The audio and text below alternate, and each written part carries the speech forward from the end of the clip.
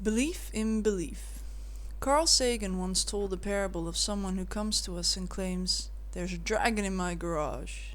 Fascinating! We reply that we wish to see this dragon. Let us set out at once for the garage. But wait, the claimant says to us, "It is an invisible dragon."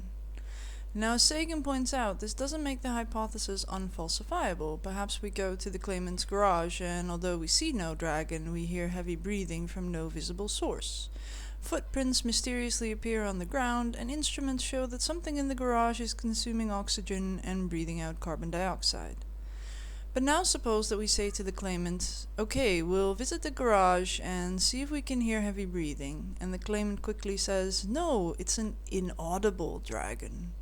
We propose to measure carbon dioxide in the air, and the claimant says the dragon does not breathe.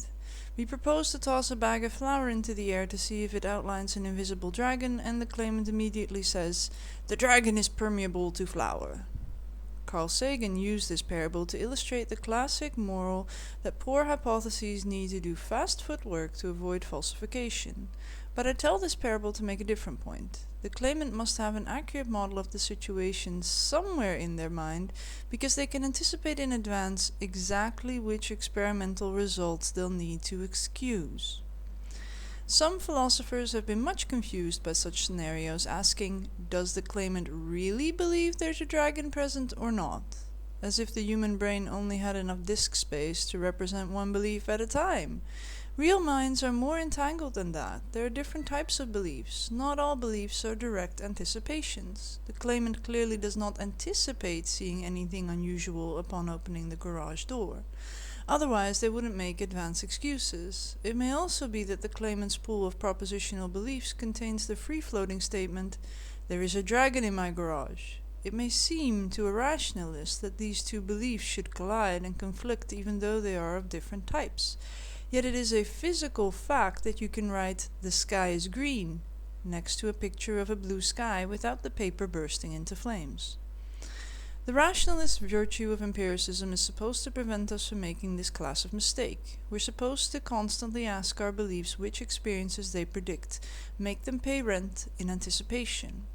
But the dragon claimant's problem runs deeper and cannot be cured with such simple advice. It's not exactly difficult to connect belief in a dragon to anticipated experience of the garage.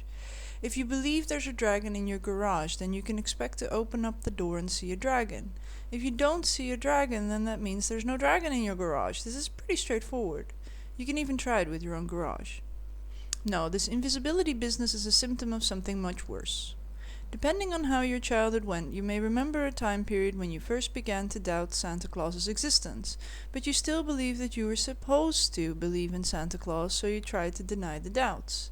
As Daniel Dennett observes, where it is difficult to believe a thing, it is often much easier to believe that you ought to believe it. What does it mean to believe that the ultimate cosmic sky is both perfectly blue and perfectly green? The statement is confusing. It's not even clear what it would mean to believe it. What exactly would be believed if you believed it?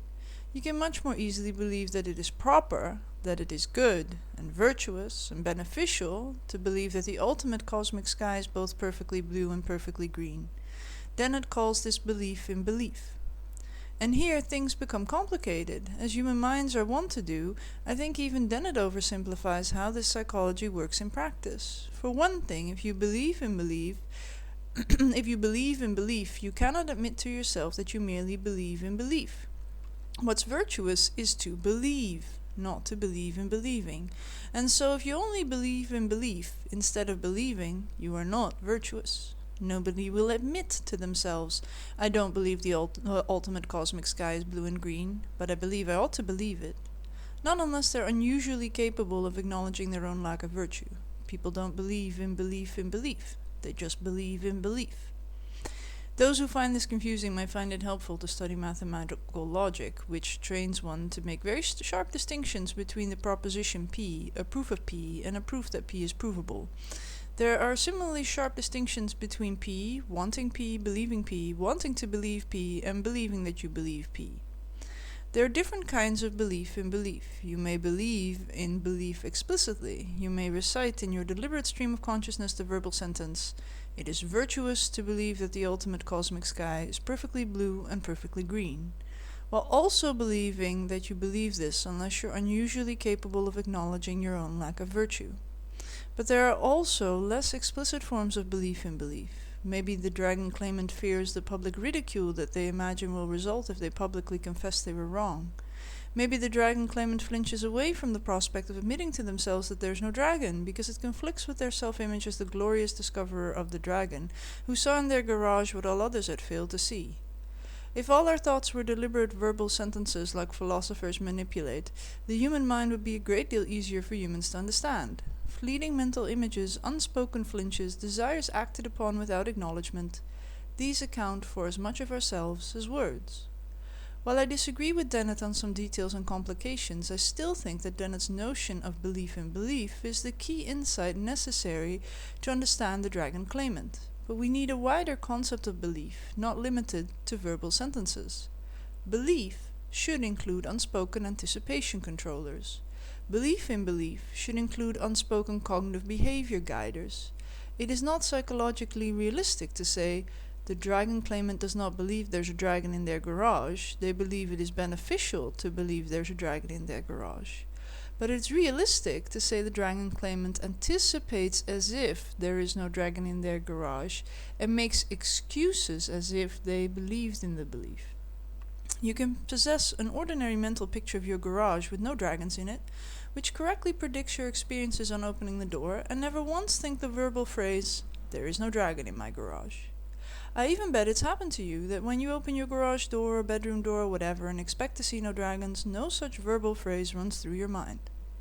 And to flinch away from giving up your belief in the dragon, or flinch away from giving up your self-image as a person who believes in the dragon, it is not necessary to explicitly think, I want to believe there's a dragon in my garage.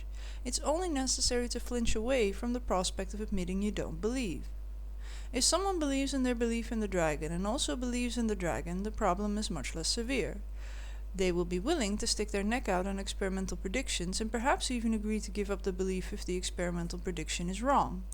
But when someone makes up excuses in advance, it would seem to require that belief and belief in belief have become unsynchronized.